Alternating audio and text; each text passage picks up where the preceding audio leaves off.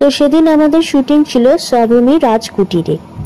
তো আমার প্রথমবার যাওয়া, প্রথমেই তো উঠতে গিয়ে অবস্থা খারাপ করে দিল। সেই উঁচু পাহাড়ে চড়ার মতো ফিলিং হচ্ছে, জায়গাটা অপূর্ব, অভূতপূর্ব, মানে কি কি বিশেষণ যোগ করা যায় আমি নিজেও জানি না। এত সুন্দর জায়গা, আমি প্রথমবার গেছি। এই সমস্ত জায়গায় তো যাওয়ার মতো অকাত নেই, একমাত্র কাজের সূত্রেই যাওয়া। আর সেদিনকে ওয়েদারটা ফাটাফাটি ছিল, যদিও রোদ্দুরে অবস্থা খুবই খারাপ হয়ে যাচ্ছিল, কিন্তু ফটো তোলার জন্য দারুণ ছিল।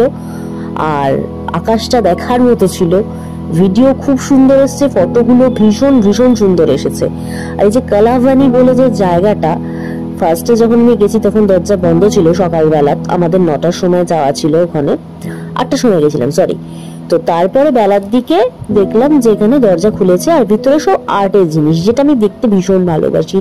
পেন্টিংস রয়েছে, বিভিন্ন এখানে স্ট্যাচু রয়েছে, আর কাঠ খোদাই করে করে এই যে ব্লক ব্লক করে করে, মানে এই যে বিল্ডিং এর স্ট্রাকচার মতো করা, ঠিক আছে। এগুলো একটা ম্যাপে দেখো এখানে রয়েছে, নকশাগুলো করা রয়েছে অলরেডি, সব মাপঝোপ করা রয়েছে, এগুলো সব দেওয়ালে রাখা। আর এখানে হচ্ছে মডেলগুলো, এইগুলো কাঠের তৈরি ছিল।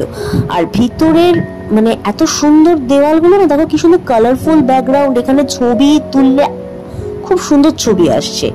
আর বাইরেটাও তো দেখছো এরকম অসম্ভব সুন্দর করে সাজানো।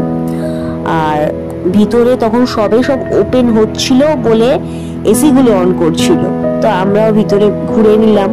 তারপরে যারা যারা সব ফটো তোলাচ্ছিল ফটো তুলে নিল, আমিও একটুখানি সেলফি তুলে নিলাম, মিরর সেলফি তুলে নিলাম। তারপরে একটু ভিডিও করে নিলাম এদিক ওদিক ঘুরে ঘুরে।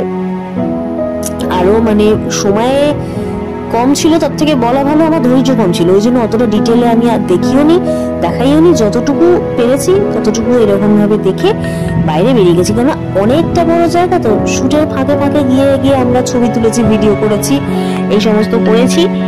আর সেইভাবে মানে কি বলবো, পুরোটা কভার করাটা সম্ভব হয়নি।